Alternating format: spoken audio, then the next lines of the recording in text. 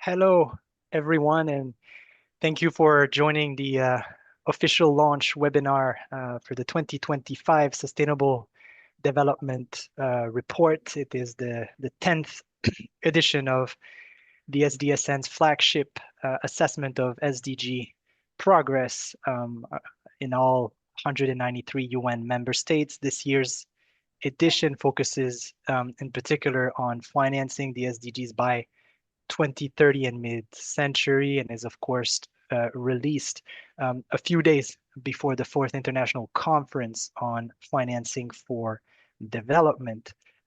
We have a critical mass of more than 500 people connected now from all around the world. So thank you for joining. A quick note on logistics: you will have the opportunity during this webinar to ask questions or make comments. So we have a team that will be answering live some of the more specific questions, especially on the data and the statistics.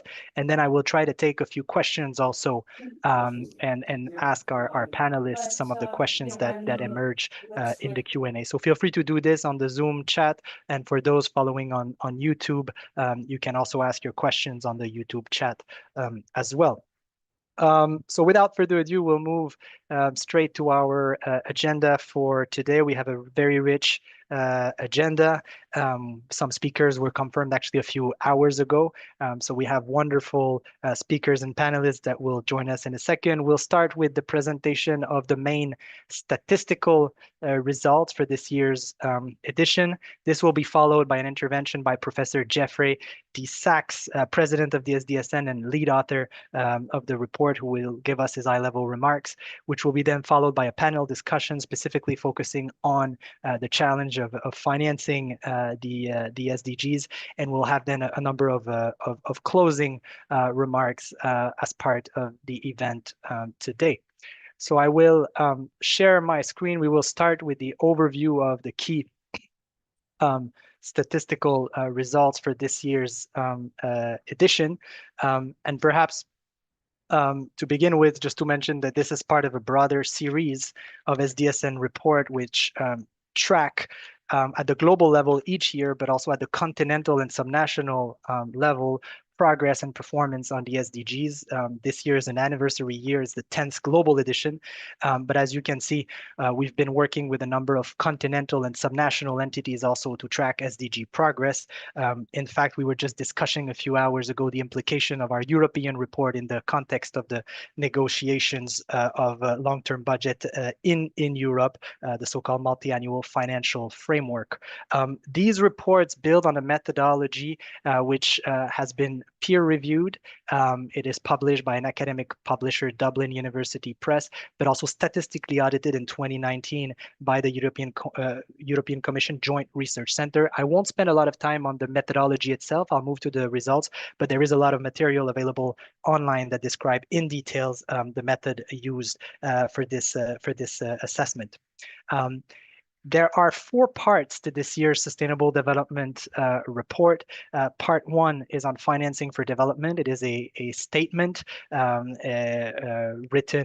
by the SDSN under the leadership of Professor Sachs, and this will be the topic of the panel discussion. So I will mainly focus on the statistical findings today, which are Part 2, the SDG Index and dashboards, and Part 3 on the commitment for the SDGs and UN-based multilateralism. We will have ample time after the presentation of the statistical results to discuss policy implications and implications from the financing side of things. Perhaps to summarize what I'll try to do in the next few minutes, I will be focusing on the statistical results again, and we're basically trying to have a fair diagnosis about where we are standing on the SDGs and support for UN-based multilateralism, captured notably under SDG 17 partnerships for the goals. And the French philosopher Albert Camus says to not name things or misname things is adding to the misery of the world. And from our perspective, it's important to put data, statistics behind what we see from a sustainable development perspective around SDG progress, around SDG commitment, but also around country support for UN-based multilateralism, which I will describe in a second. A few figures about the 2025 edition. The SDG index builds on 102 global indicators. There's more than 200,000 individual data points in this assessment. We have 200 plus country profiles and regional profiles. We provide population weighted averages for major regions, but also by income levels. We've done minimal technical adjustments. We have a stable methodology now. Our adjustments mainly aim to reflect the adjustments made as part of the 2025 UN review of global SDG indicators. We introduced this year a headline SDG index to deal with statistical noise and have a more accurate assessment of longitudinal progress on the SDGs, and we provide new and updated online tools which are accessible to the public. To say also that this report builds on years and years of public consultation. This year we've received more than 60 written inputs from 40 plus countries, including many national statistical offices, governments, and NSOs. So again, I will speak in two parts. First, the SDG index, and then our index of country support for UN-based multilateralism. And I see that Professor Sachs joined us. This will be followed by Jeff's remarks on the SDR. On the overall situation when it comes to the SDGs, the main finding is that none of the 17 goals are currently on track to be achieved, or obviously have been already achieved. You see the global picture here. There are 5 SDGs that are particularly off track. Those are SDG 2 on sustainable diets, undernourishment and food systems, SDG 11 on sustainable cities and communities, the biodiversity goals, SDG 14 and SDG 15, life below water, life on land, and I think this is no surprise, SDG 16 on peace, justice, and strong institutions. If we focus on the more specific targets and indicators, less than 20% of the SDG indicators and targets tracked in the report are on track to be achieved. The exact number is 17%. A lot of the indicators that are the most off track are actually under the goals that I just mentioned, especially SDG 2, but also on the biodiversity, and SDG 16 on peace. Some of the indicators that are a bit more on track, where there's a bit more good news, would be related to basic access to services and infrastructure, or under SDG 9, SDG 7, and some under SDG 3. Now, this global average that I just showed also masks vast disparities across regions and countries in terms of SDG performance and progress. So what you have here are the population weighted averages of, on the y-axis, progress, again on this SDG headline indicators, and on the x-axis, the baseline levels in 2015. And what this chart is showing is that in general, countries that started with lower baseline have progressed faster than other parts of the world. So you see it here, East and South Asia, the BRICS, but also lower middle income countries progress the fastest on the SDGs. Whereas you see here on the bottom right that high-income countries and OECD countries were in the lead in terms of baseline SDG index, driven by higher performance on social economic goals, but did not, but showcased slower progress. Now, this is not always the case, and you see it here in the middle of the chart that countries in the MENA region, but also in the small islands developing states, did not progress, let's say, as rapidly as could be anticipated, perhaps due to raging conflicts, structural vulnerabilities, and perhaps also issues around fiscal space issues. We showcase this year also a ranking and assessment of the countries that progress the fastest on the SDGs and those that showcased the highest reversal in SDG progress. What you have here is the progress in percentage points, but also the rankings under between parentheses. So Benin, Togo, Cote d'Ivoire, Eswatini, and Uzbekistan stand out as the countries that progress the fastest, whereas Yemen, the Syrian Arab Republic, Venezuela, Afghanistan, and Algeria will be the countries that showcase the lowest level of progress since 2015. And obviously, due to time lags and missing data, some countries that are facing the highest levels, let's say, of conflicts cannot be displayed in this chart simply because we don't have enough data to track this. Here you have even more details. So you will find in the report an assessment by geographic regions, but also by income level as well. Countries in East and South Asia like Nepal progress very rapidly. I mentioned Uzbekistan. In Latin America, Peru. In the MENA region, the UAE, the United Arab Emirates, and Benin, which I mentioned also. And then you have also by income level, and also for G20 and OECD, the fastest progress. Perhaps to mention that India makes it for the first time in the top 100 of the SDG index this year. There's been a fair amount of media coverage since this morning in India. And then China makes it in the top 50 countries this year as well. And then a final point, which is that the report tracks not only domestic implementation of the SDGs, but also, as called for the SDGs, the need for policy coherence, and the fact that it's a global responsibility. So we also track those so-called spillover impacts, which can be driven by unsustainable production and consumption, but also illegal financial flows or the exports of major conventional weapons, among others. And you see here that some of the countries that perform very well on average on the SDG index still face major challenges when it comes to these so-called international spillovers, including in OECD and high-income countries. So this is for the SDG index. You will find country profiles again for the 193 UN member states, but also regional averages. So this is just one example. So I invite all of you to take a look at the detailed findings and results. Now moving on to the second part of the statistical analysis, which is related to the index of countries' commitment for the SDGs, but also UN-based multilateralism. In this part of the presentation, many charts will focus on G20 and large countries only, just for presentational reasons, but the full database is accessible online as a public good. So one of the key message, let's say, of this year's edition is that 10 years after the adoption of the SDGs, there's a very high level of commitment still for this agenda. When we look at the so-called voluntary national review process, which is the UN process where member states are expected to present their action plans for sustainable development, 190 out of 193 UN member states took part in the voluntary national review process. And in fact, by July, there will be around 40 more countries that will also do so. So we don't see a loss of momentum when it comes to engagement or commitment for this agenda. The three countries that never took part in this process are Haiti, Myanmar, and the United States of America. And this is a chart that shows just for the G20 and the large countries, the engagement and commitment with the VNR process. You see that the global median is actually 2 VNRs, with many countries have presented actually 3 or even 4 VNRs in the case of Indonesia, Mexico, or the Philippines, for instance. You see only 1 VNR in countries like Australia, Korea, Russian Federation, and the United Kingdom.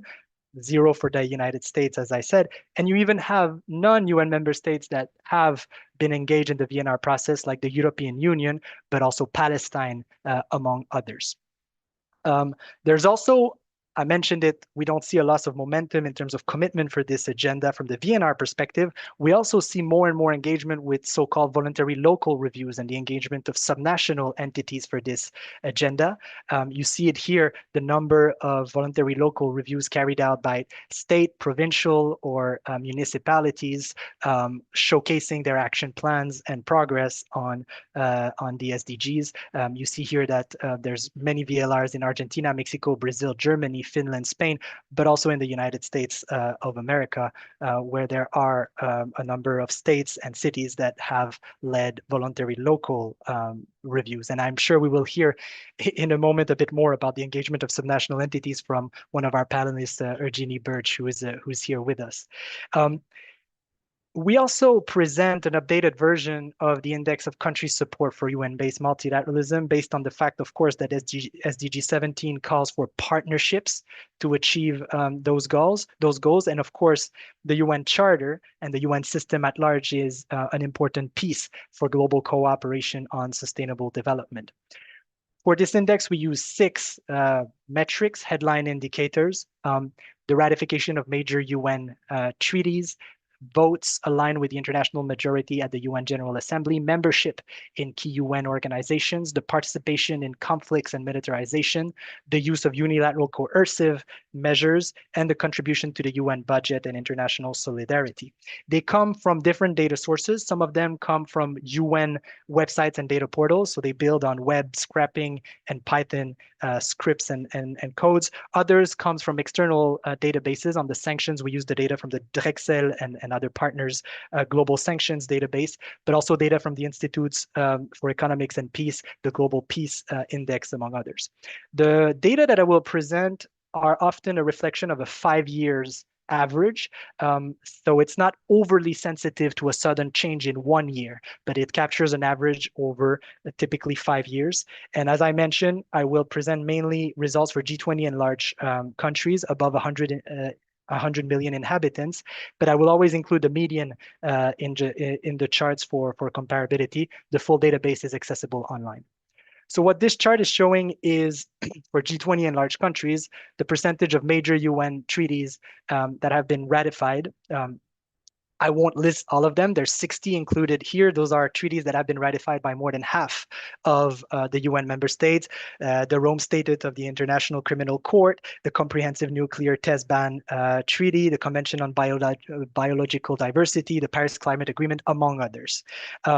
And so what you see here is the percentage by country. We excluded obviously regional agreements and secondary protocols. Some countries have ratified more than 90% of the UN treaties, including Nigeria, Italy, and Philippines. But it also goes to less than 60% in the United States of America. We also show here the percentage of votes that are aligned with the majority vote at the UN, and this is taking the years 2020 to 2024. We compiled 458 resolutions where there was a vote. Here you have countries that vote alongside the international majority more than 80% or close to 90% of the time, the Philippines, Bangladesh, Mexico, Indonesia, and others. And then you have countries that vote 30%, around 30% of the time with the rest of the international community. This is the United States of America. We also track this over time. And this is building on more than 5,400 specific UN resolutions where we looked at over time the share of resolutions where a country votes alongside the rest of the international community. And you see here a vast discrepancy, both for the latest period, but also differences over time in the share of votes aligned with the international majority. You can see it here that there are some outliers for the latest period, including the United States of America and Israel. This is the chart that shows the membership in selected UN organization. We captured 24. You have a list here. I won't, again, name them all. Many UN member states are actually members of all 24 organizations listed. Some are members to less than that. This include, for instance, Australia, but also the United States of America. The US obviously withdrew from the World Health Organization a few months ago. We track how much countries contribute to militarizing the world and external conflicts. This is external data from the Global Peace Index. Some countries contribute very little to the militarization of the world: Argentina, Canada, Brazil, Germany, whereas others contribute far more: the US, Turkey, or the Russian Federation, according to the data. We also track the use of so-called unilateral coercive measures. The 2030 Agenda calls on member states to refrain from promulgating and applying any unilateral economic, financial, or trade measures. Many UN member states do not use UCMs at all. You see here some European countries have been using UCMs.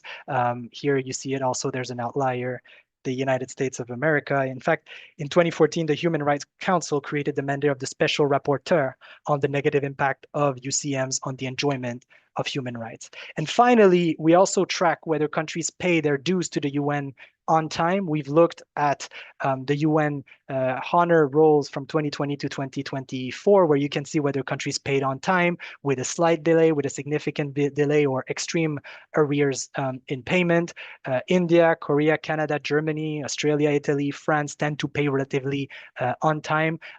Argentina, Pakistan, or the United States of America would come out as countries that tend to play with a bit more delays.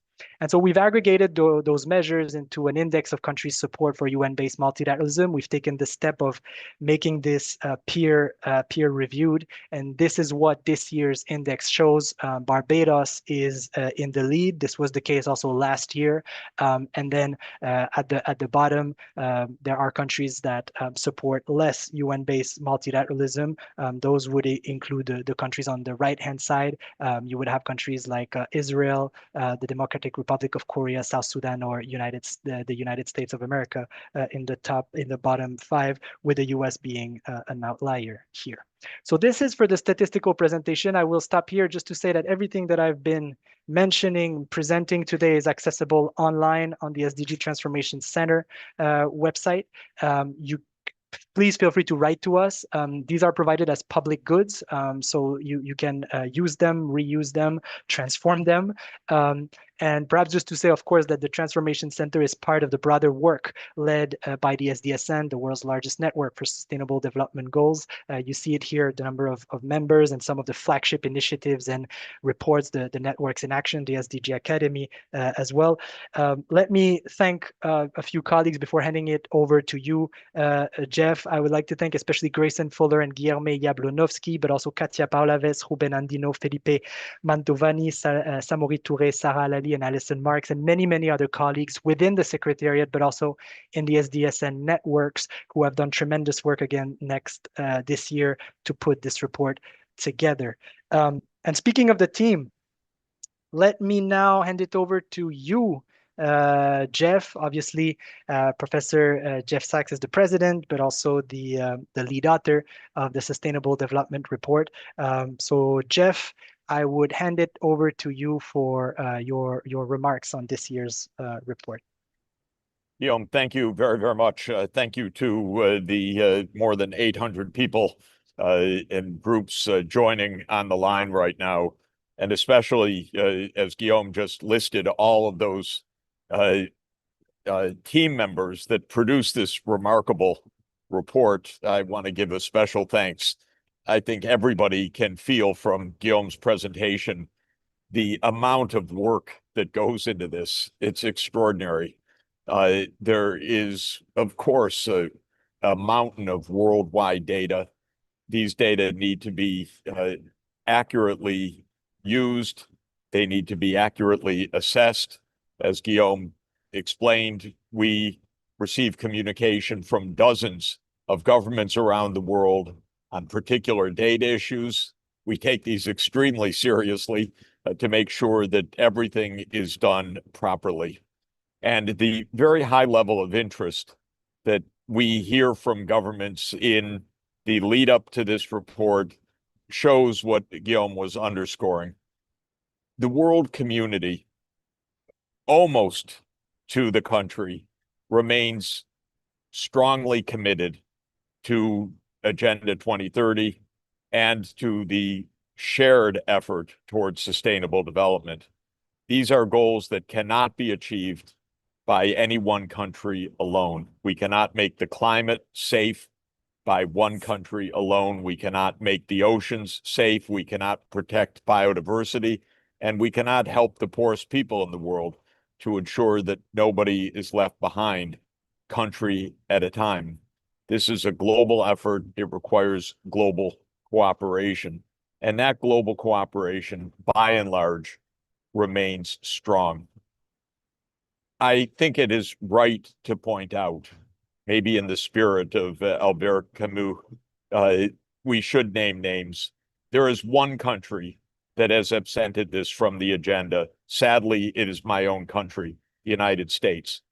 The United States has produced not one single report on sustainable development goals, not a VNR, as you heard, only together with Haiti and Myanmar as the only countries that have never done this.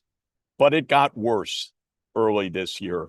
The United States government went into open attack on this agenda, voting against UN General Assembly resolutions that mentioned the Sustainable Development Goals, that mentioned the 2030 agenda, with U.S. spokespeople explicitly stating that this agenda is not in America's interest. That is false. Of course it is in America's interest. It's in America's interest to be part of the world. It's in America's interest to have sustainable development. It is not in America's interest to be 44th ranked out of 167 countries with all the gifts and good fortune that this country has, that it can't even make it into the top 40 countries, for heaven's sake. But the main reason is that it's not even trying. The United States pulled out of the forthcoming Fourth Financing for Development conference in Sevilla just in a few days from now. Here you have the country that at market exchange rates and prices is the world's largest economy, and it doesn't even want to sit down and talk with the rest of the world about how our world can achieve basic decency and sustainable development. The U.S. objectively is scored at the last place in alignment with the UN Charter and with the SDGs, as you just heard. Last place. So this is a real problem, but there's very good news. No other country has followed the U.S. as the U.S. walked out the door on global cooperation. Every other country has stayed in this process.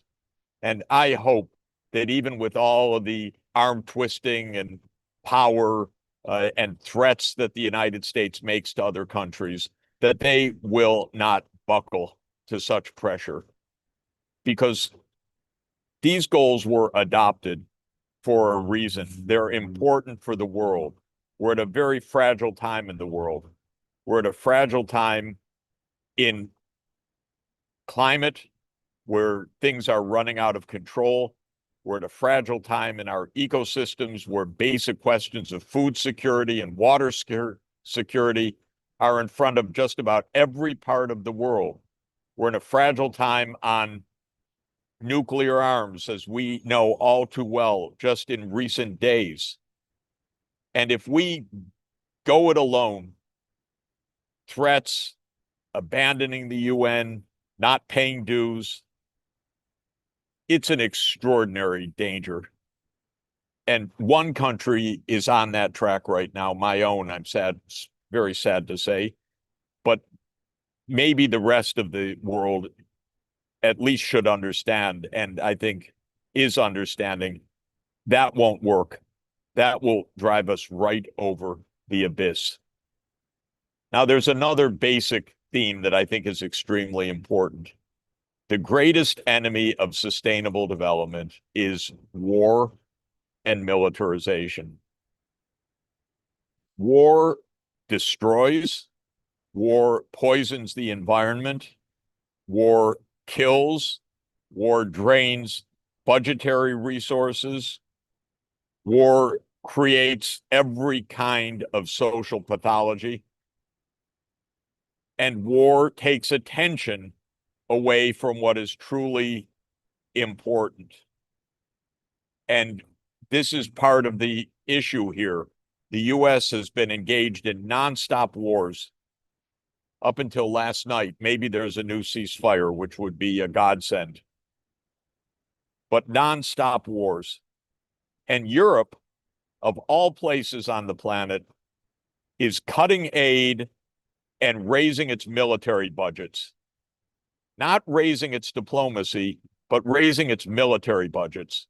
And we're meeting today just before a NATO summit where the Europeans are going to do the worst possible thing from the point of view of sustainable development.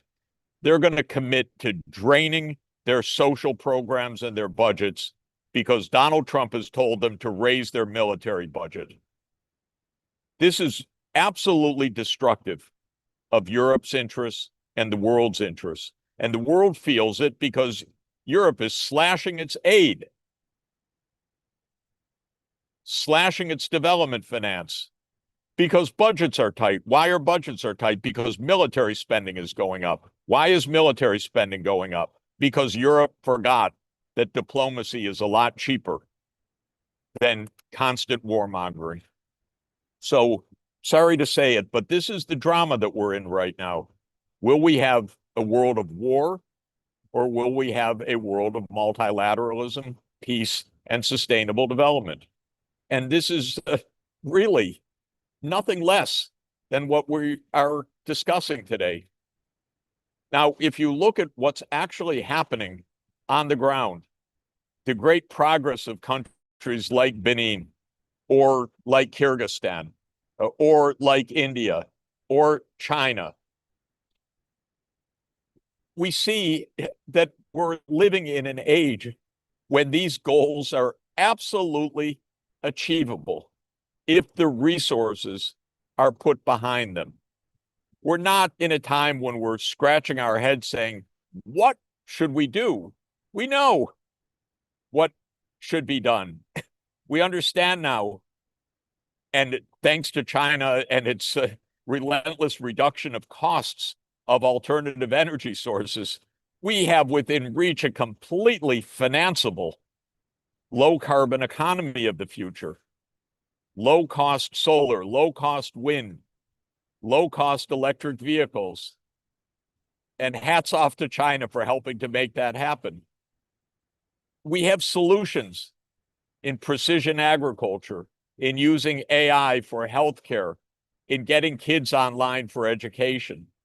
Every one of these areas we see around the world dramatic progress, but in patches, selective progress in those places that have the wherewithal, that are at peace, that can make the investments needed for this change. So we're not left without solutions. We're left without budgets, financing, and attention spans. And that, I think, is the key line. Now, when we see what's really hurting, all of the environmental issues go by the wayside. Land use, marine sustainability, biodiversity, sustainable urban environments, which are under the burden of pollution, but we have cases of cities being completely cleaned up from their air pollution if the effort is made. And as you saw, that red square of SDG 16 piece, where unbelievably, at a time when we have such need, we're throwing more and more resources away in bombs, in drones, in attack missiles, in everything. And this is supposedly going to be Europe's great demonstration to Donald Trump next Monday at the NATO summit. See how good we are? And then the Europeans are going to show up at Financing for Development in Seville, and they're going to say, well, there's nothing we can do. Budgets are tight. You have to do austerity, they're going to tell the poorest countries. So this, I think, is really the essence of what this report is about. Progress is being made all over the place, in Saudi Arabia, in India, in Indonesia, in Mexico, in China, in Kyrgyzstan, in Benin. And the list is very impressive, and it goes on and on. But where are the places where progress isn't made? In Afghanistan, in Yemen, in Syria. No kidding. You make war, you tell the CIA to overthrow a government. What do you think's going to happen? Progress on the Sustainable Development Goals? Or Venezuela, which has been under unilateral U.S. sanctions for 10 years, crushing that country. How could there be progress on the Sustainable Development Goals? So, sorry to rant a little bit, but I just want to read a little bit below the numbers, or beneath the numbers, or with the numbers. this report is giving us a very, very, very clear message.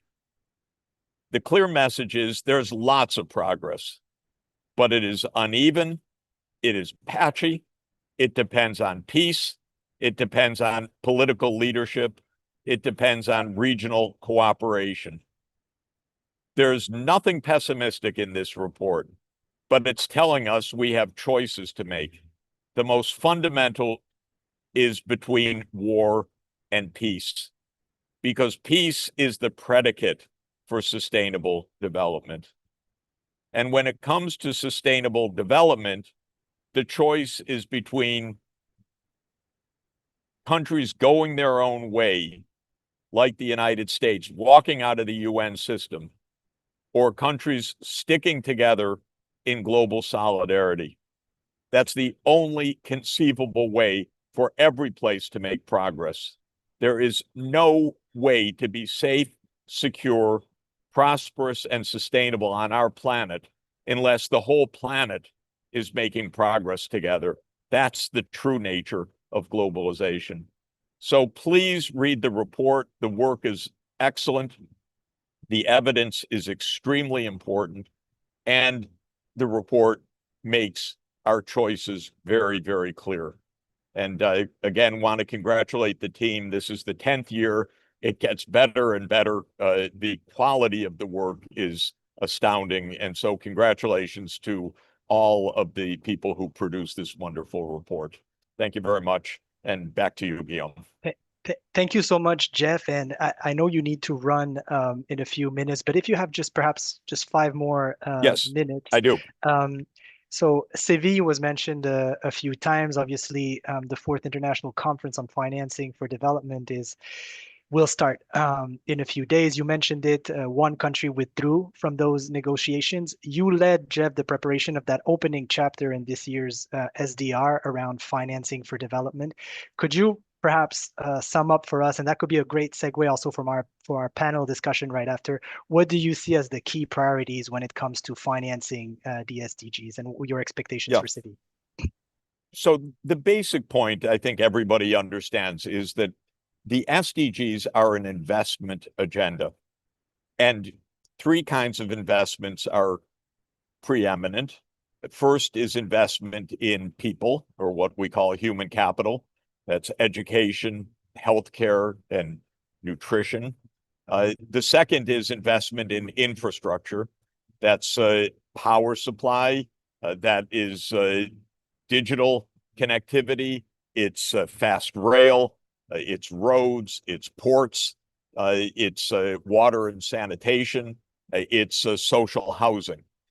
And the third area of investment is business development. And the main point about business development is business is alive and well and wanting to make money.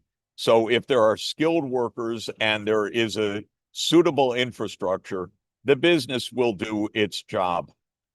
The challenge of the Sustainable Development Goals is really getting the first 2 areas of investment at the scale needed everywhere in the world, getting all kids in school, and as SDG 4 says, completing upper secondary education. This is a sine qua non for economic success of any country in the world.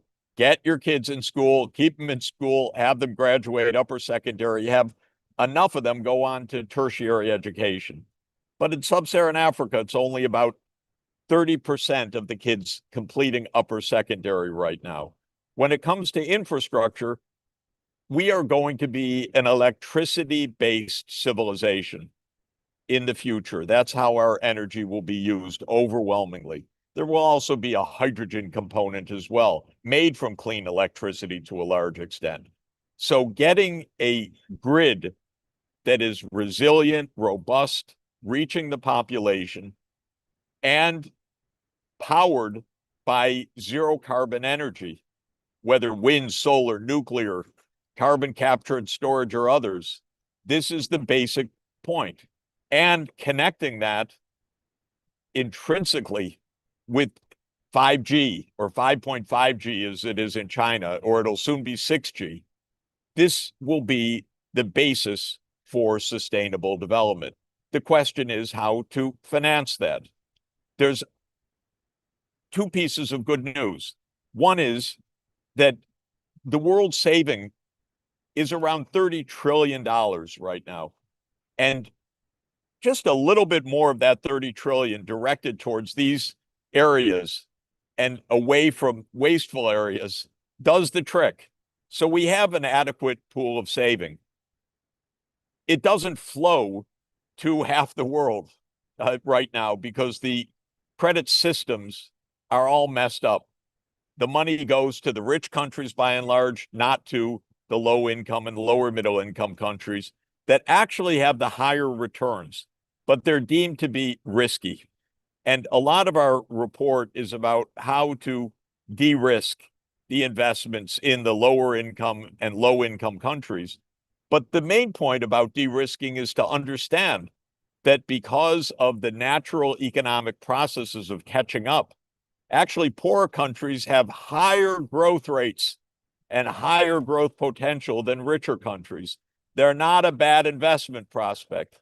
If we could just get away from the US sanctions, get away from the instabilities of the dollar-based financial system, have lenders of last resort so that poor countries are not trapped by financial shocks, typically caused by Wall Street or by US sanctions or some other means, then investors would say, my God, the place that's going to grow 10% per year is Africa.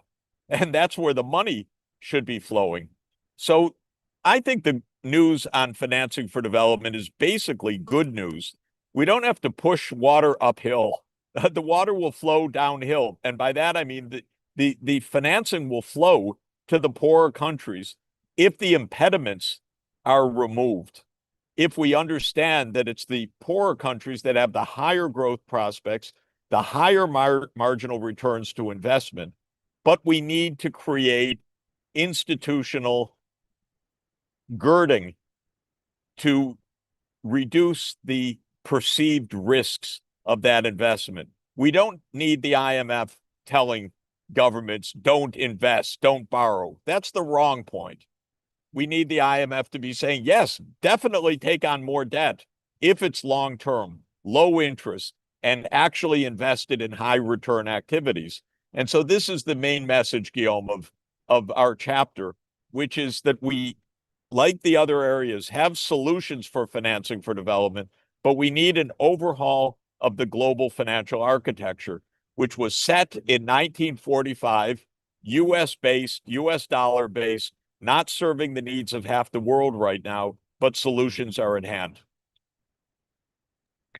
Wonderful. Well, thank you so much, Jeff. And I know again you need to run, but thanks so much. And perhaps to build on what you're saying, of course, the SDSN will have a large delegation in Seville. So please get in touch. And indeed, I think the key line of the report, you said it, is that there's no loss of commitment or engagement for this agenda. There's also solutions. There's also success stories. And I think we're going to move now to our panel. But I think some of those success stories and solutions will emerge actually from our panel conversation now. So we have five wonderful panelists with us today from diverse regions around the world, also with different areas of expertise. So I'm very happy and we're privileged to have with us Mr. Umid Abid Kachaev, who's Deputy Minister of Economy and Finance of Uzbekistan. And we heard that Uzbekistan is among the countries that progressed the fastest since the adoption of the SDGs in 2015. So since 2015. So welcome, Mr. Deputy Minister. We also have with us from China, Professor David Daokui Li, Professor of Economics and Director of the Center for China in the World Economy at Tsinghua University School of Economics and Management. Welcome, Professor. We also have Professor Kevin Urama with us today, Chief Economist at the African Development Bank Group. Welcome, Professor Urama. We also have Professor Phoebe Konduri from Europe, Athens University of Economics and Business, and University of Cambridge. Phoebe is also the chair of SDSN's Global Climate Hub, the co-chair of SDSN Europe, and the director of Aphoria. And we also have from the US, Professor Eugenie Birch, Lawrence Nussdorf Professor of Urban Research and Education and co-director of the Penn Institute for Urban Research. Jeannie has been leading some of the work related to the Global Commission for Urban SDG Finance, among many other things. So welcome to our dear panelists.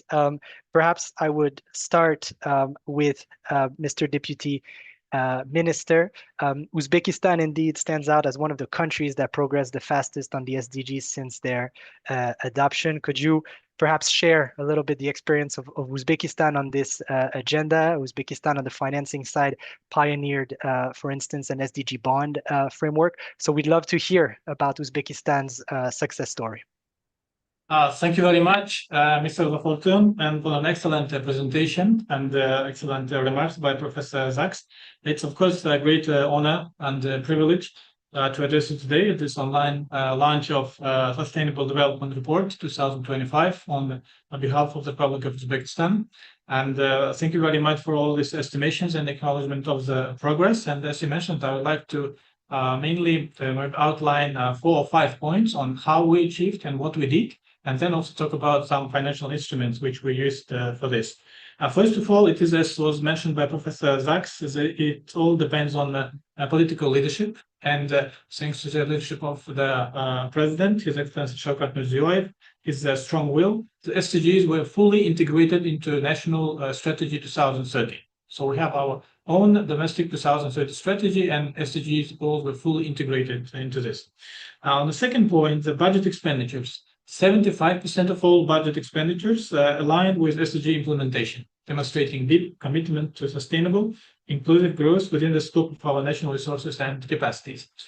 Third point, I would like to mention that improving in terms of SDGs or focusing on SDGs does not conflict with liberalizing the economy, on going with a free market economy.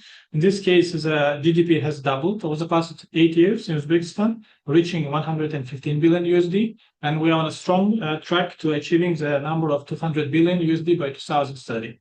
As I mentioned, it's also reflected in other this kind of international rankings. For example, in Index of Economic Freedom, country is also improved for 48 places, and at the same time, for the Harvard Economic Complexity Index, it shows a 28 place rise.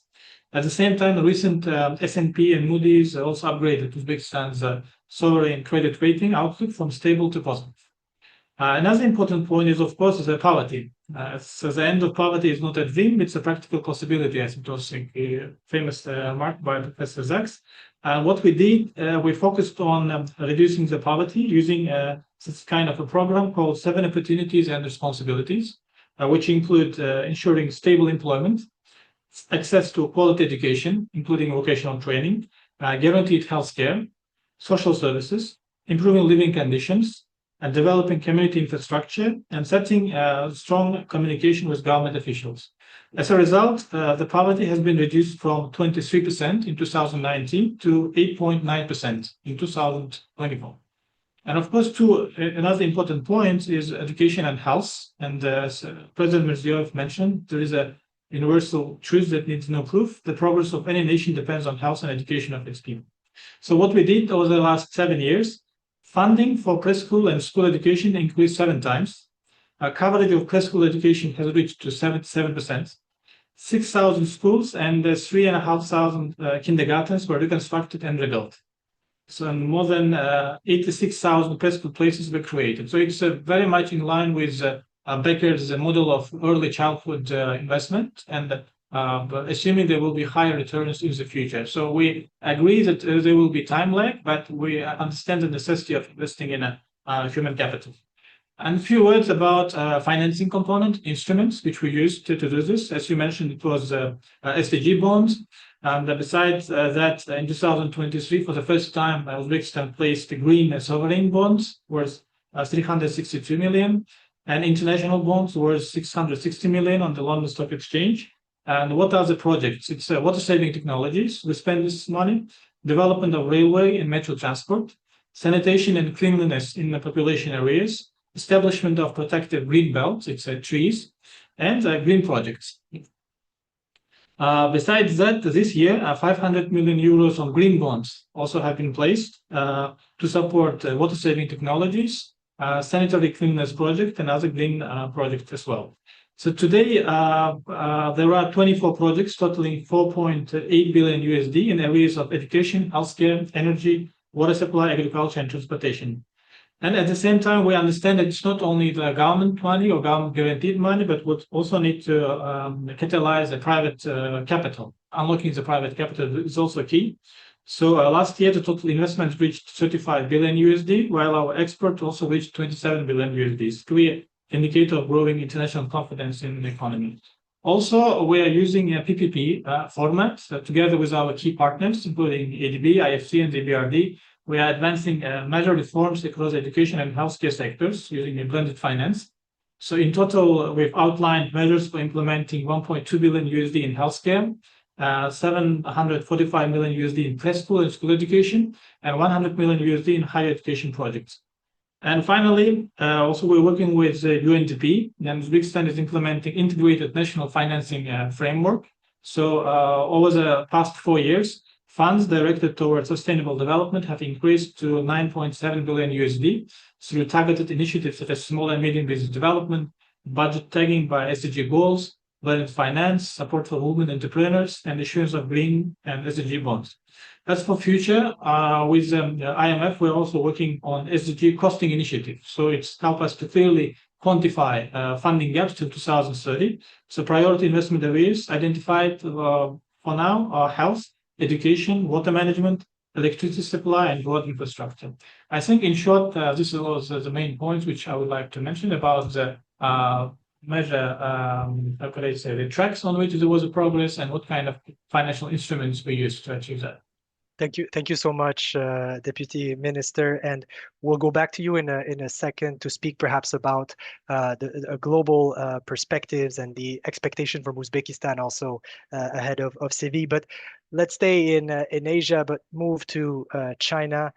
Professor David Lee, you are the director of the Center for China and the World Economy. My question is very simple. I mean, China was mentioned a few times since the beginning of this webinar. What is your perspective on the Chinese progress, commitment, and contributions to the Sustainable Development Goals in the Paris Climate Agreement?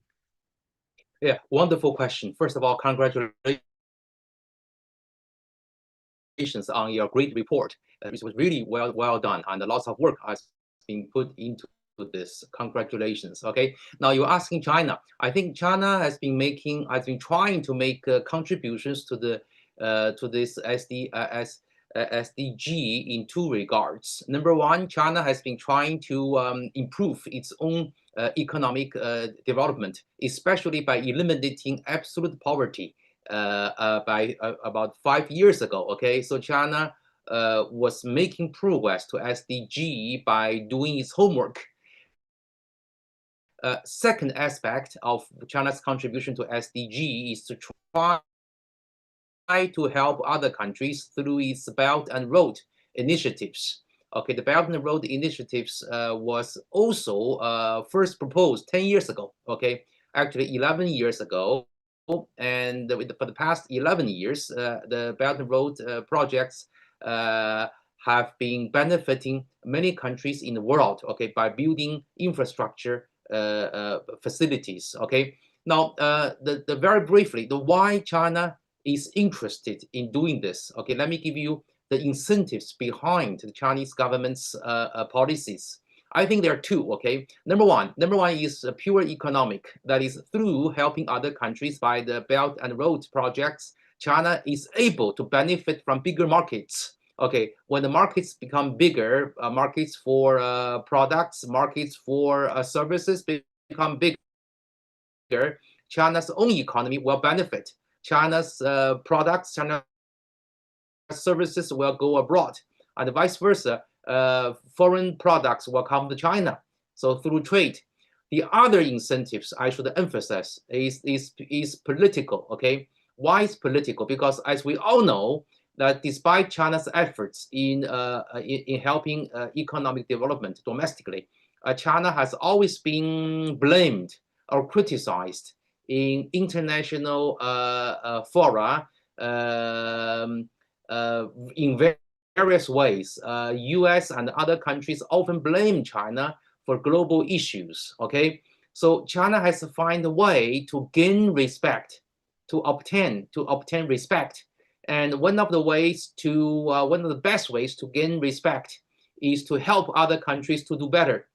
They help other developing countries to do better. So China finds that politically supporting the SDG is fully aligned with its own political agenda. Okay, if you will. Okay, so I explained this in my book published, which is over 1 year ago, in China's Worldview, Demystifying China to Prevent Global Conflict, for which Jeff wrote a very nice introductory sentences. Okay, so I'm grateful to him. Okay, and so that's my point. Okay, China has made 2 areas of contribution, and China has 2 reasons to be continuously interested in supporting the SDG. Well, thank you so much, Professor David Lee. And perhaps we'll go back to you. I mean, you wrote indeed a fascinating book on China's worldview. So we'll go back to you in a moment, perhaps to discuss some of the concepts in China that underpin China's support for the Paris Climate Agreement and SDGs in a second. Let's move now to Professor Urama. You're the chief economist at the African Development Bank Group. Again, very straightforward question. FFD4 conference starting in a few days. What do you see as the critical priorities from the AFDB group to reform the so-called global financial architecture? Thank you very much. And first, let me really commend you and the team for a very excellent report that you have produced and launched today. Before homing in on what we expect from the FFD conference, I have to also emphasize the fact that your report is very encouraging. Very encouraging in the sense that we see that the majority of the world's leaders and populations are committed to the SDGs and to addressing several global commons challenges that no one country can address alone. Second is also the point that we have a choice before us, and that choice is on continued multilateralism, plurilateralism, or unilateralism. Of course, unilateralism is not to be encouraged at all. Otherwise, we shouldn't be having this discussion. We should all sit at home and make unilateral decisions and proceed, and that just leads to chaos. Multilateralism has been the model that we've pushed since the 1940s, and it has, as shown in your report, it has shown some countries not really continuously supporting that completely, and many countries continuing to push for that. And that begs the question on whether we should focus a lot more going forward on plurilateralism, where the world's majority that agrees on specific issues that are of interest for global development and global sustainability could just continue to do that without really expecting to have global consensus around issues like climate change, energy transition, addressing poverty, or even improving the global financing architecture in order to make it more inclusive and channel resources better to where there are greater returns, greater risk-adjusted rates of returns to investments for the private sector, but also greater returns in terms of public goods that will help to sustain our global commons, our common future. Second is to highlight 2 key points that has already been raised, which is the issue of political leadership. We've heard from the examples of Uzbekistan and others who have done very well, and political leadership is at the forefront of it. So to our leaders in the developing world, in Africa and in other countries, I just want to also re-emphasize that to move forward, there must be that political leadership the political will to move forward, irrespective of who agrees or disagrees with it. And moving forward in the interest of the global commons, which if we don't do, like climate change, green transitions, and addressing poverty, will not be in the good interest of anyone in this global planet. Second is the need to focus and double down on addressing poverty. Again, impressive record that we've heard from the Deputy Minister that has been achieved through that political leadership and focusing on poverty reduction. Because poverty, from my research, seems to be at the roots of the exclusion we see, whether it be on the debt architecture and the fact that risk premiums are higher for the poor than for the rich. The best way to address it is to focus on alleviating poverty. China did the same, and other countries that have succeeded in improving in addressing the Sustainable Development Goals. Poverty is a #1 agenda. So let me then go to what we expect from the FFD conference in Seville. The solutions are very clear. #1 is that we need to accelerate and scale up low-cost concessional financing for development in poor countries. And this is in the good interest of both advancing and developing countries. And we have several instruments to make that happen that already have been discussed globally. The methodologies are agreed, the tools and instruments are available. It then goes back again to political will to make that happen. 1, SDR rechanneling. We have already had that discussion and on the methodologies and everything, and it's a low-hanging fruit, both for the developed economies that hold those SDRs, and also for the developing countries, which can benefit if these SDRs are rechanneled through multilateral development banks that can leverage it up to 4 to 8 times. That's the best way to scale development financing and move from billions to trillions. Second, healthy replenishments for concessional windows of multilateral development banks, including either has just happened, but we have the African Development Fund, ADF, coming up soon.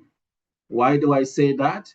Our research have shown that when countries in Africa borrow from the capital markets, they pay 500% more in interest rates than when they are borrowing from the World Bank or the African Development Bank.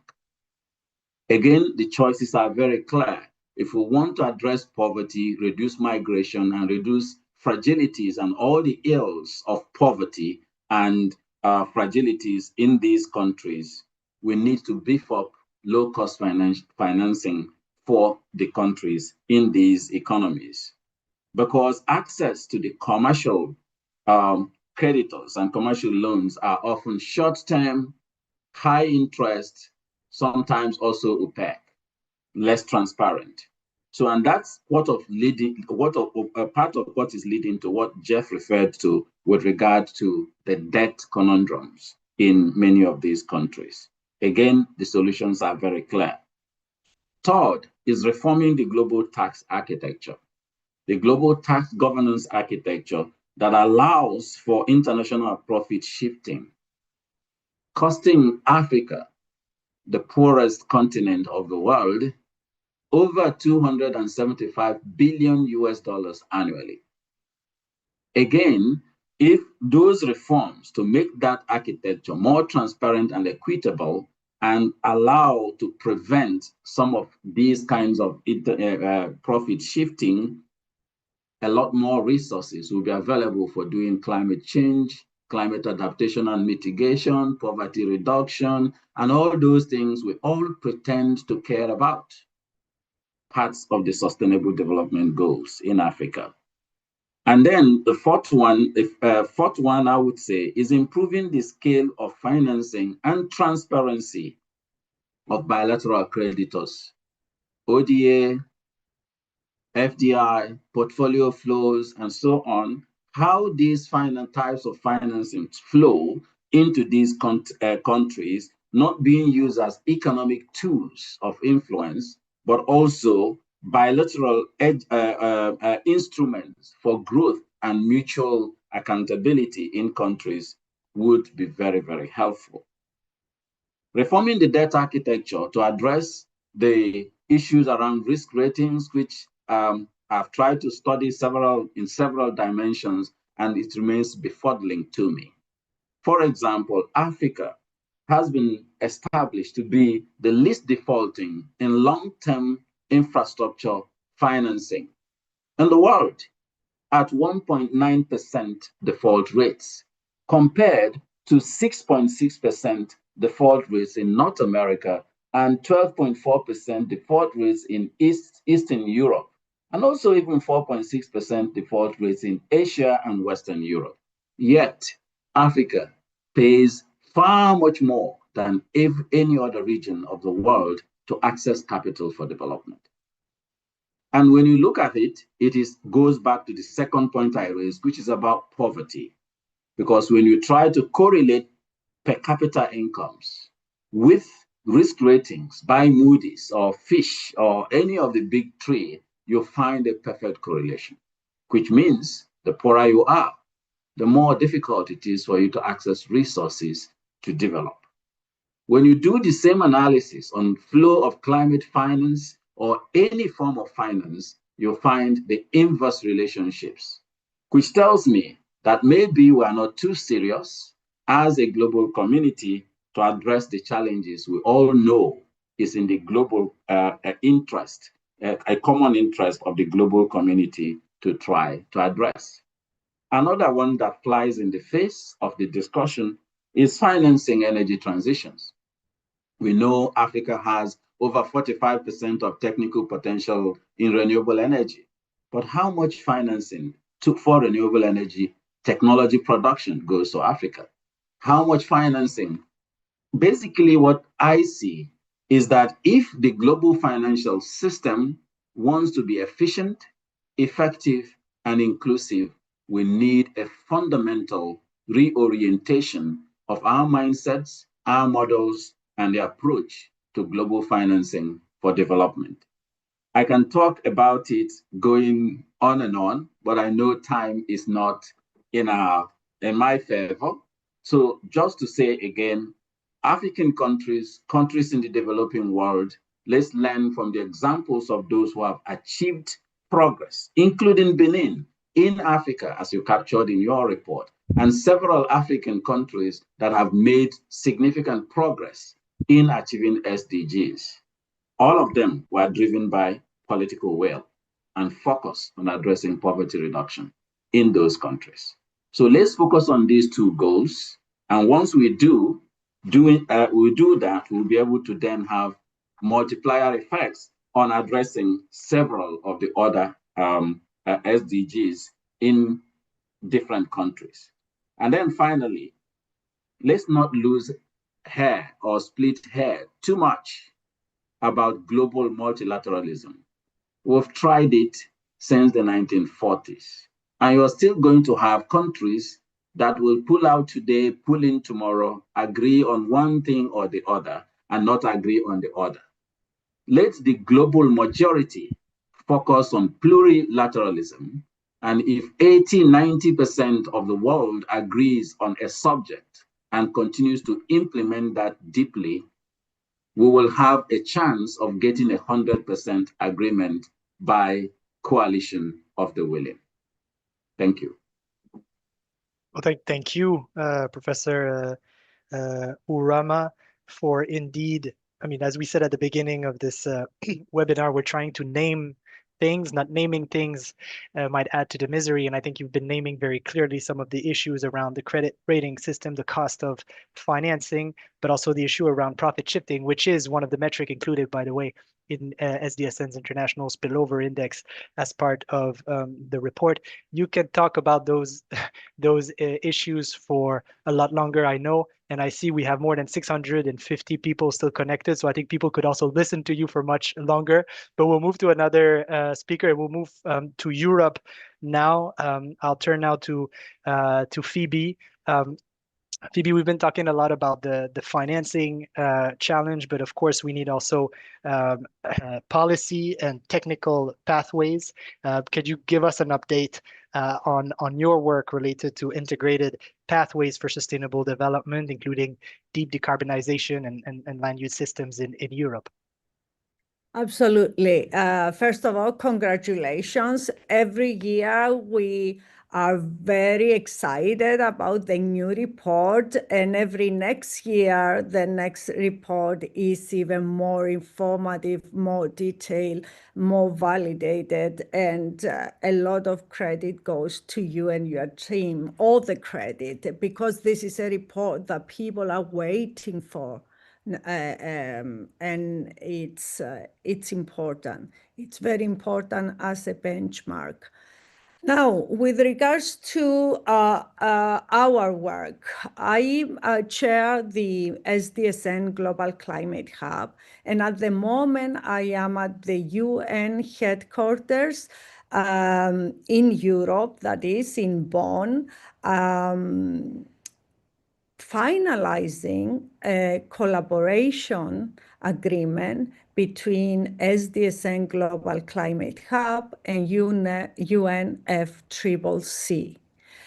This is an exciting day for us, and we hope that we will announce the details of this collaboration at the UN General Assembly and Climate Week of New York. But let me first introduce what the Global Climate Hub is, and then briefly update you on the progress of our work.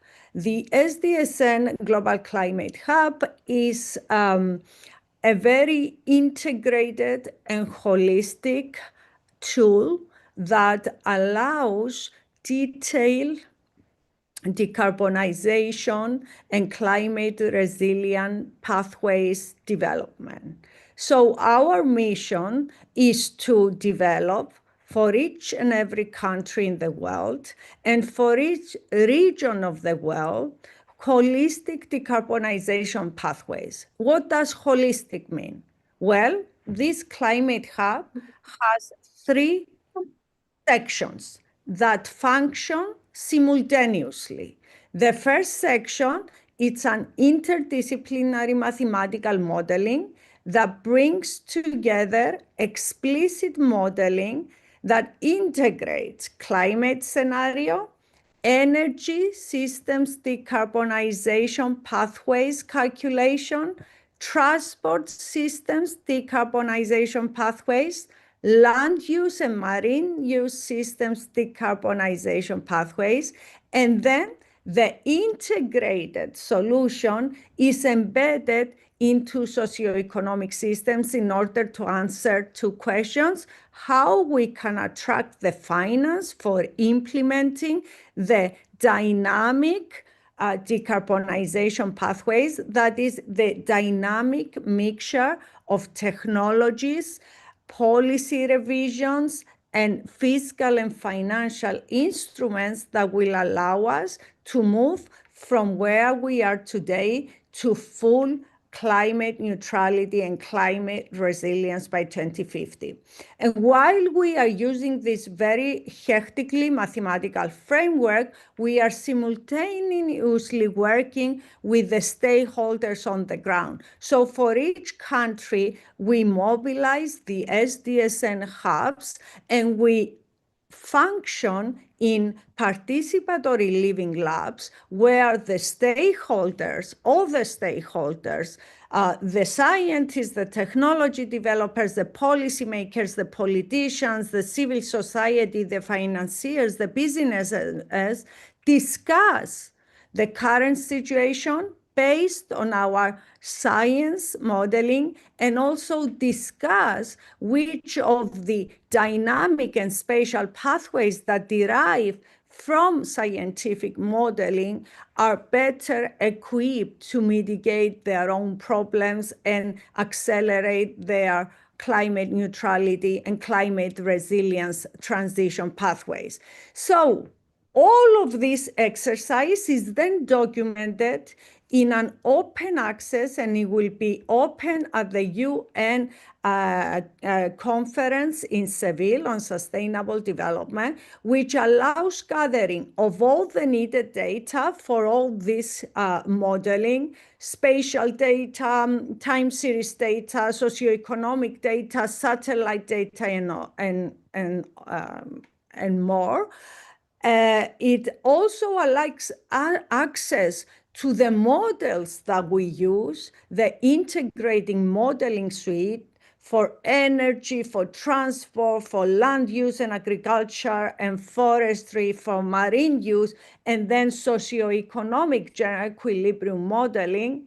And then at the end of the day, it also produces tools, visualization dashboards, decision support systems, and digital twins for the stakeholders to use and be able to implement in their case study, in their country, but also at the regional level, but also at subnational level. And while doing that, we also provide seminars and upskilling and reskilling opportunities for people to be able to use this. So where we are now, we have developed this decarbonization and climate resilience pathways for 35 countries in Europe. And we've integrated in our modeling low emissions analysis for the energy sector, the Fable calculator for the agriculture and land use sector that identifies optimal pathways for changes in agriculture and land use while achieving food security, climate targets, and biodiversity targets, integrated water requirements models, integrated land requirement models, and for countries that have a very strong maritime sector, integrated a maritime model, which is a dynamic optimization tool for climate neutrality transition in the shipping sector. And basically what we do for these 35 countries, which includes the 27 European countries, the Balkan countries, and the UK. We have the business as usual scenario, which assumes that the current trends will continue, apply until 2050, and the national commitment scenario, which basically assumes that the main climate neutrality policies of each country are implemented. And here we are basically talking about three umbrella policies: the national energy and climate plan of each country. So we studied each and every national and energy climate plan, the transposition of the common agriculture policy for each and every of these 35 countries into their national policy, and then the implementation of the Water Framework Directive in the respective countries. And we assess the readiness of these national energy and climate plans. We evaluate the level of detail in decarbonization measures, whether it's data-driven or very descriptive. We identify supply management, that is fuel and technology versus demand management, efficiency and consumption, and see how the combination of the two turns out to be effective and efficient in achieving the 2050 climate neutrality target. And we also have a regional analysis for the whole of Europe, integrating the decarbonization pathways between the countries so that to identify possible synergies of exports and imports and sharing infrastructure.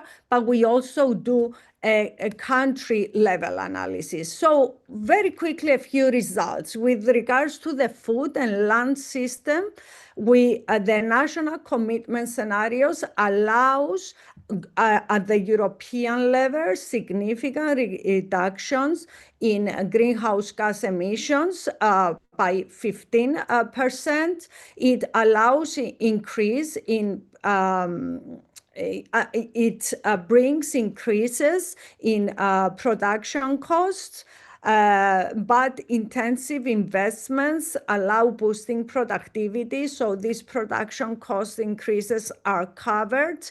With regards to employment in the agriculture sector, we have a fall in full-time equivalent jobs, and with regards to land use changes, we have cropland shrinking, forests expanding, partial land declining, and urban footprint staying stable. So this tells you what will happen and if you achieve climate neutrality by 2015 in the agri-food sector. And this combines with understanding of what happens to the water system and, of course, what happens to the energy system. Very quickly, with regards to the energy system, the main results are the following.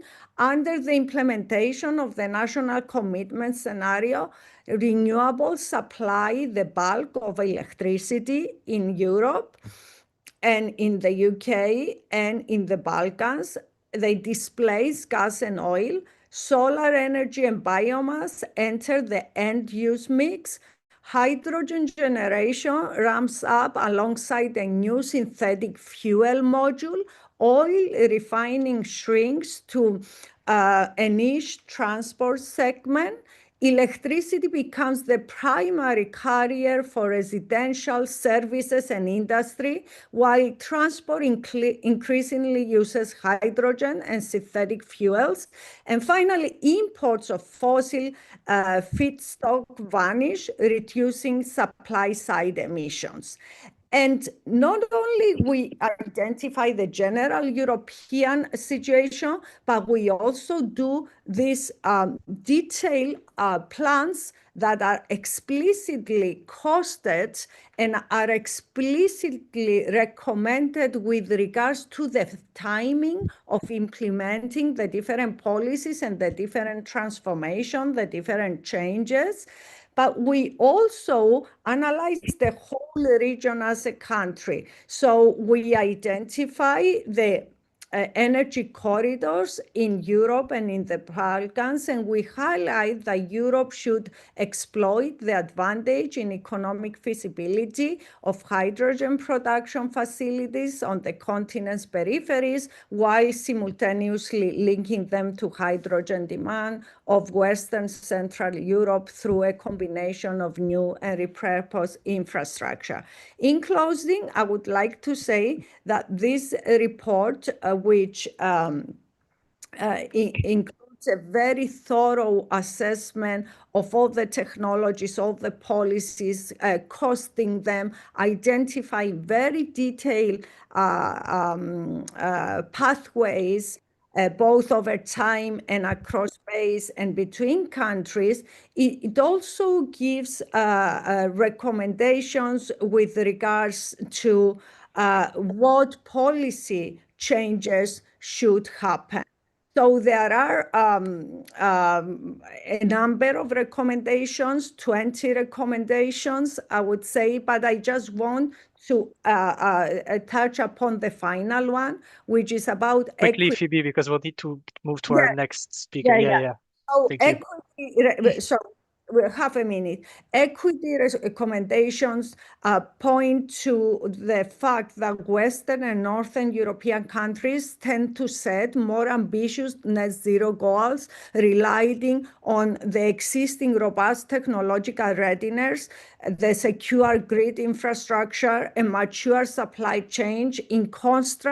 In contrast, Southern European member states lack these advantages, making it harder for them to commit to achieve equally ambitious goals. So we give recommendations of how this could be mitigated, how we can channel investments to Southern European countries in order to get to the same speed of decarbonization with the northern countries. And at the end of the report, we provide a catalog of sources and instruments for financing. So this is an easy to navigate Excel tool with 57 sources, 78 instruments, and 169 best practices, implemented best practices that allow you not just to understand what needs to be done,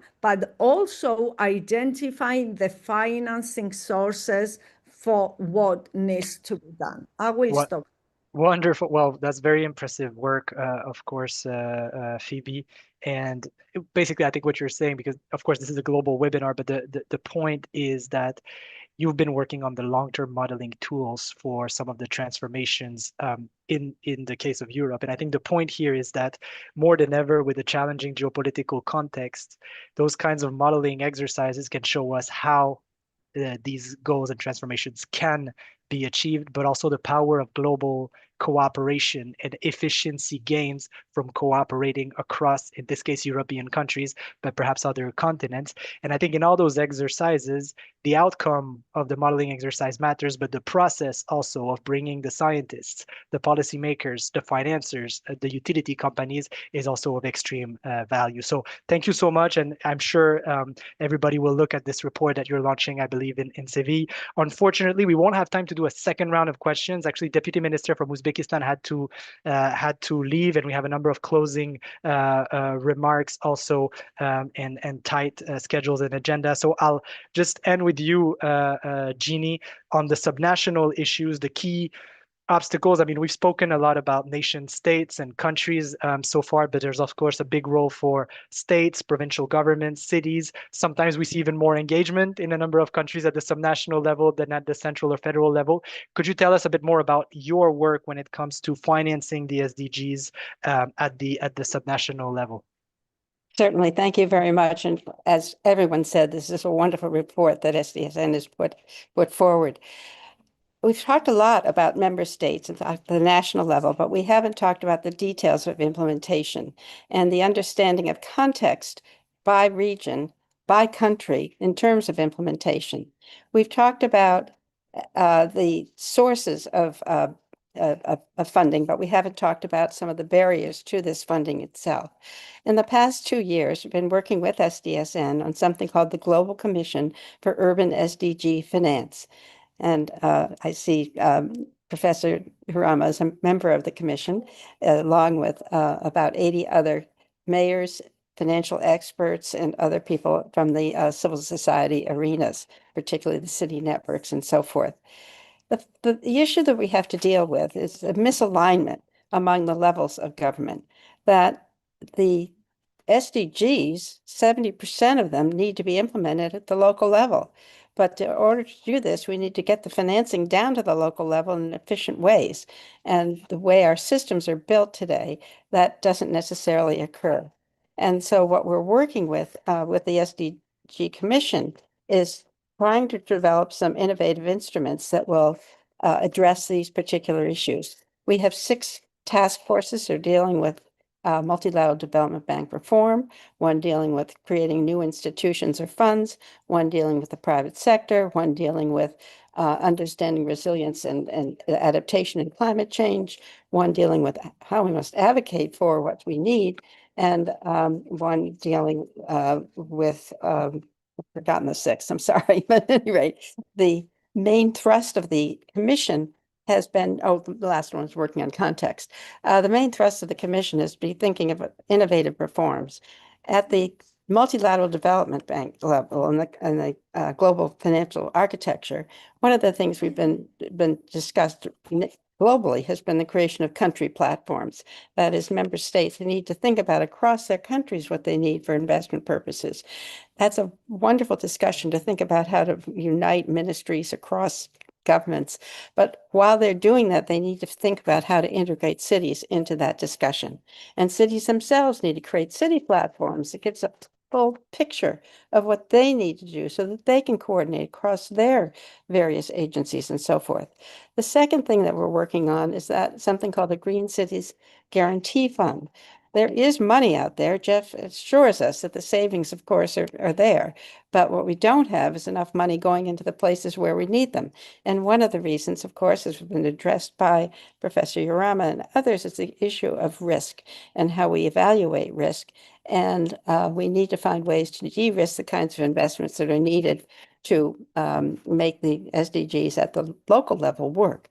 Now, you've all talked about health and poverty and so forth, but we haven't talked about, in particular, the SDG 11, which is one focusing on cities. And that one, of course, is dealing with transportation, energy, buildings, waste, wash, and environmental concerns, particularly air pollution and so forth. And I was very happy to see that one of the 17 indicators that you're using as a headline indicator is that of air pollution and what you're measuring there and the progress that is or isn't being made, and how we can figure out ways to take these instruments that we're developing and ideas that we're developing in the SDG Commission to apply to addressing these particular issues. Now, I know you're pressed for time, so I think I should stop here, Guillaume, so that we can have the closing comments, but I'd be very happy in other ways to communicate with others about what the SDG Commission on Urban SDG Finance is doing. We have a website, a newsletter, and so forth, which we're happy to distribute to you.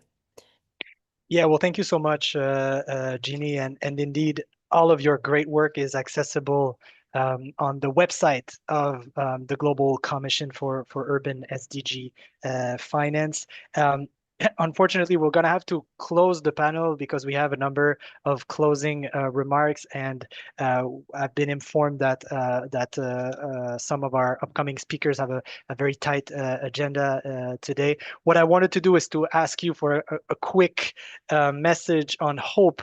But I think that from your interventions today in this panel, we basically heard that there's no lack of commitment, momentum, tools, solutions, whether it's on the financing or the policy aspects. So despite the global geopolitical context, I think this panel really showcased some of the solutions that emerged from Asia, Africa, Europe, and also at the subnational level. So a major thank you to all of you for joining us today. I'm sure we will see each other or some of you in Seville next week. And let me now turn, it's almost 3:30 here in Paris, 9:30 a.m.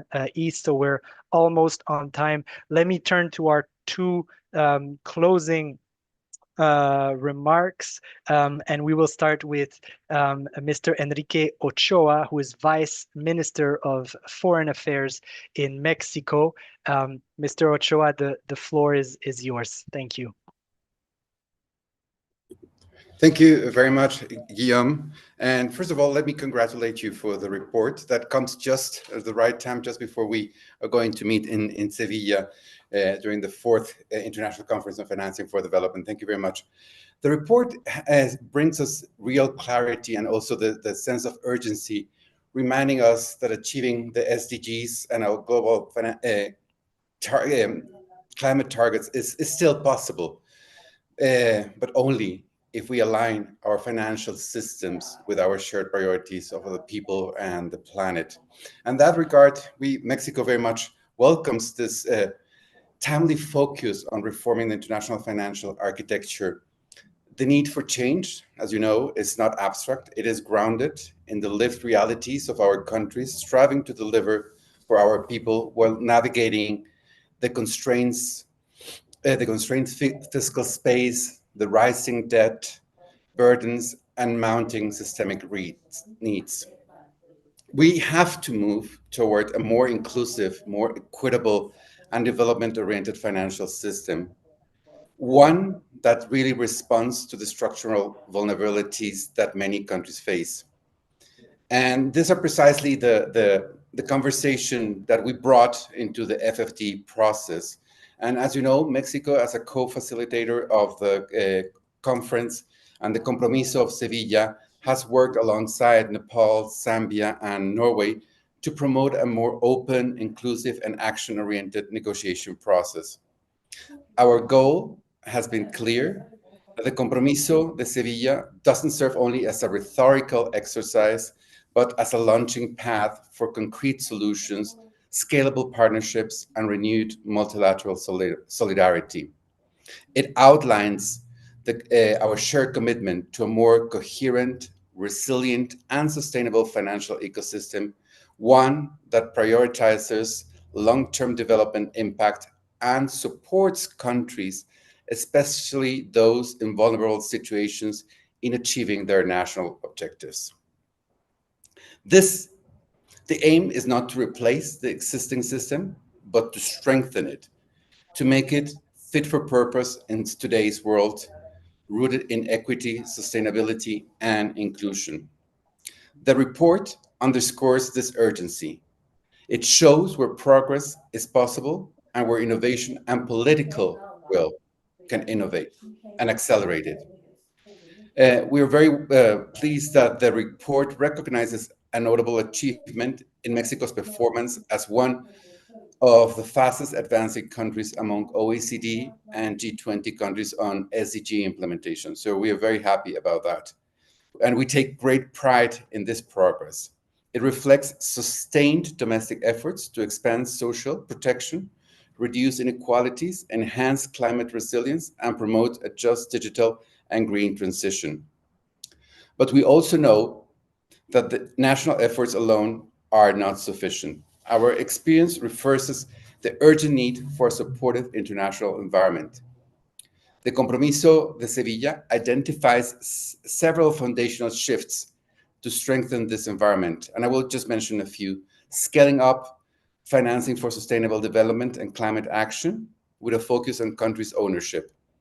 Enhancing the transparency, effectiveness, and accountability of public and private financial flows.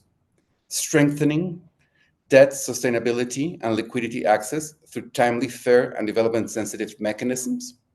Promoting financial and policy innovation, including sustainable taxonomies, digital public infrastructure, and instruments to de-risk investment. And finally, fostering global economic resilience by improving the coherence across trade, tax, technology, environmental, and financial policies. Mexico's national agenda reflects these priorities. We're deploying SDG-aligned budgeting, issuing sustainability-linked bonds, expanding care infrastructure through gender-responsive financing with target and credit and digital inclusion schemes. We are also very proud to contribute to the Sevilla Platform for Action with a global initiative investing in care for equality and prosperity, which seeks to mobilize financing and partnerships for care systems and pillars of social inclusion, productivity, and resilience. And we very much hope that you will join us in our side event in Sevilla on this issue. For Mexico, innovation must be at the core of a modern financing strategy, not only technological innovation, but also institutional and policy innovation. We need instruments, new alliances, and new metrics that reflect what truly matters: equity, sustainability, and well-being. The Sustainable Development Report offers the evidence and the direction we need. The Compromiso de Sevilla offers the roadmap. The challenge ahead is to connect both to real action, ambitious, and which are coordinated and sustained. So let me just finish by saying that we should take this report as a guidepost. Let us arrive in Sevilla with the clarity of purpose and the courage to match words into action. Thank you very much. Thank you, Vice Minister Ochoa, for your wonderful remarks, but also for the leadership of Mexico. You said it in terms of performance. Mexico is among the countries that progress the fastest, among the fastest in G20 and OECD, but also the commitment. I believe Mexico has submitted 4 voluntary national reviews. So thank you for the remarkable commitment of Mexico on this agenda. I said we had 2 closing remarks. We actually had Dr. Vera Sangwe, I believe, who also joined us. So perhaps Dr. Vera Sangwe, we can turn over to you. And then we are honored and extremely privileged to have with us His Excellency Sultan Al-Shamsi, Assistant Minister of Foreign Affairs for Development and International Organizations for the UAE. So we will turn to Your Excellency in a brief moment. But perhaps, Dr. Vera Sangwe, if you are with us, you are, of course, the chair and founder of the Board Liquidity and Sustainability Facility at the Brookings Institution. If we can turn over to you for your remarks. Thank you. Thank you. Thank you so much. Can you hear me? Yes, we can hear you. Yes. I will be brief. I will be brief. Thank you so much. I'm joining you from Rome, so sorry I couldn't be with you. Let me start first of all by congratulating Jeff and all of the team at SDSN for everything that they have done to make sure that the road to Sevilla and the main discussion points remain on the agenda. I think that the compromiso document does have a lot of what we are all looking for. One of the things that we've been working with, of course, is huge conversation around debt and liquidity crisis that many of the developing countries are going through. 20 years ago in December, there was this conversation about growth and development. It is about growth. Sevilla, I think when we come out of Sevilla, the SPA document that the Spanish government is putting forward is also talking about growth. And we hope that in Sevilla, we can begin to move this discussion into how is it that we can do debt relief for growth? How is it that we can make sure that countries have access to the right kind of liquidity so that they continue to grow? We are going through a very difficult moment in global economic development today. I don't think that anybody can debate that. We have been seeing aid budgets dropping consistently. Yes, this year I think we've had sort of the final blow at that aid edifice. But multilateralism is the way to go. I think Sevilla is demonstrating that to us. This conversation and everybody who has joined is voting with their feet to say that multilateralism is what we need to do. In addition to agreeing that we need to come together to find solutions, we know what some of those solutions are.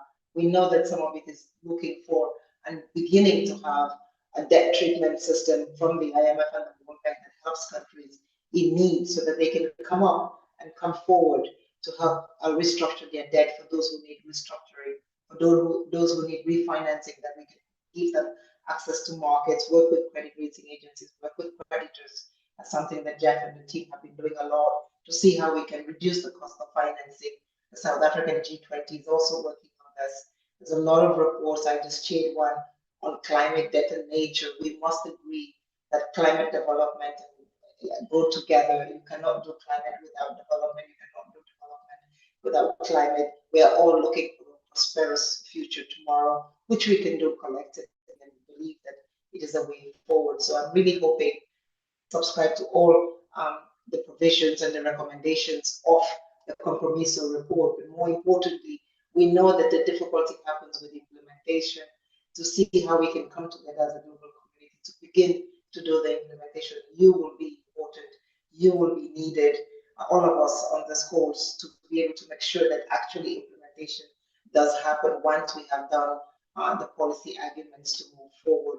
Let's see how we can collectively move together, not only because it is important for today, but it is important to secure our future on a healthy planet that we move forward. So thank you again for everybody for being here. And as we move forward to Sevilla and to the G20 in South Africa, that we continue to push this point and make sure that we come up with some real implementation that changes the lives of citizens, particularly in the developing world. Thank you. Thank you, Dr. Sangwe, for your leadership in the run-up to Seville, and also for your contributions in the various meetings, and also to the draft of the opening chapter of this year's SDR on financing. And I'm sure we will, of course, see you in Seville in a few days.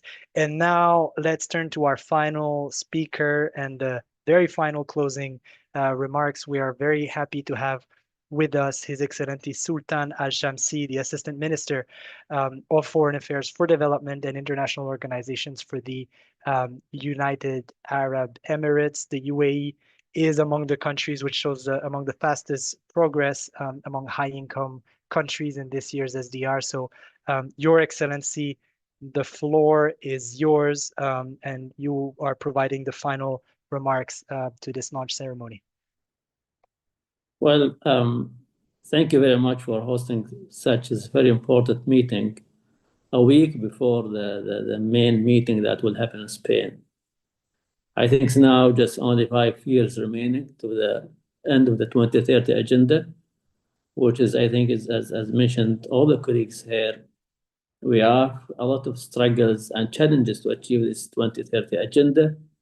I've seen like 6 of them really in red, the rest in orange. Still, we are not really achieving even the yellow or the green.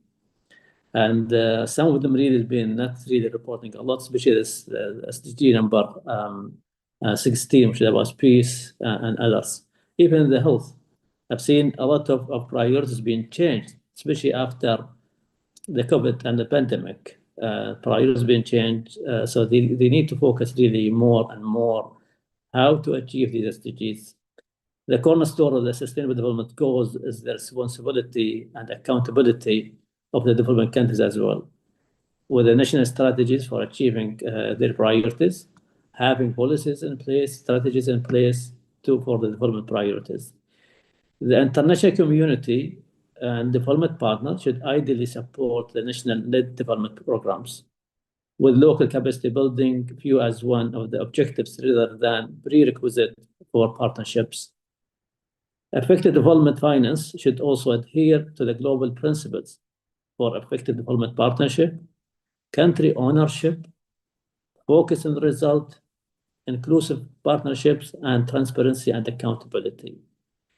Development on the LDCs, LICs, or LDCs and the Global South should also be inclusive, addressing needs and also marginalized communities at also the national level.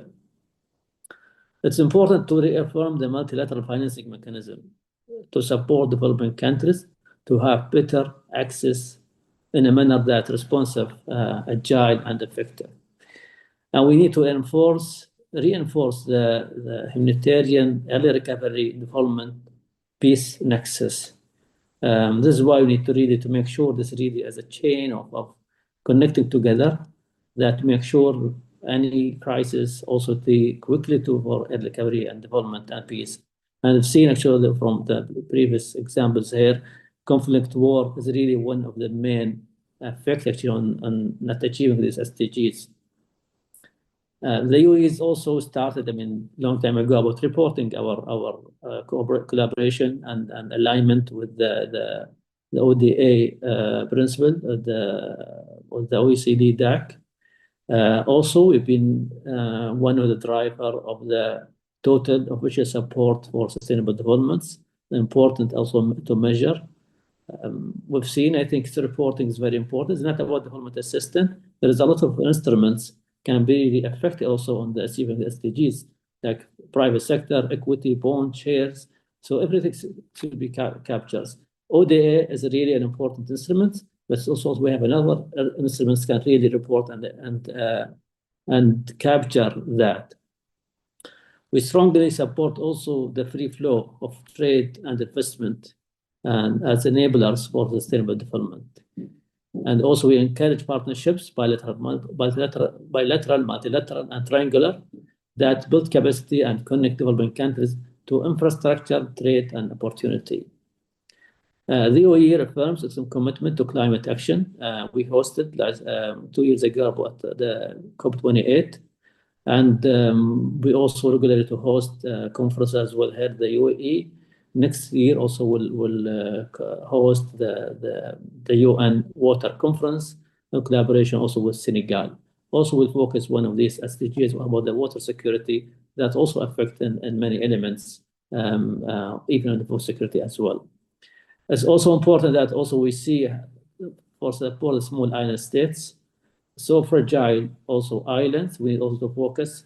UAE has been really leading role on the providing solar and renewable energy on the small island states, whether in the Pacific and the Caribbean.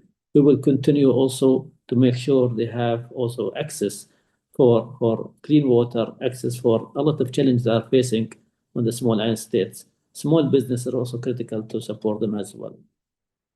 In the end, the UAE reaffirms its belief effective development cooperation with our North-South or South-South or triangle cooperation, and looks forward to working with you toward and renewed and inclusive framework that meets today's realities and priorities.